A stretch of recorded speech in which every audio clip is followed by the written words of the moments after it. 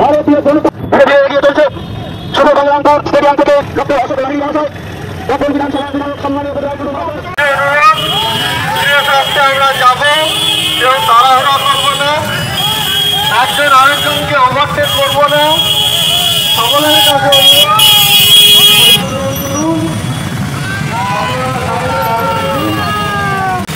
সেখানে দাঁড়িয়ে আছেন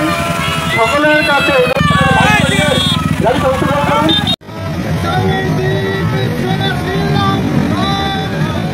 উদ্দেশ্য বিবেকানন্দের যে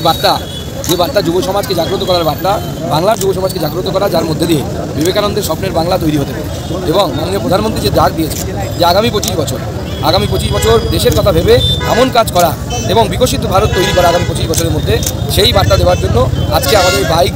বিবেক যাত্রা, সেই বিবেক যাত্রা আজকে আমরা গঙ্গারামপুর থেকে শুরু করেছিলাম। গঙ্গারামপুর থেকে শুরু করে আমরা নয়াবাজার তপন হয়ে আমরা বালুরঘাটে শেষ করলাম। বালুরঘাট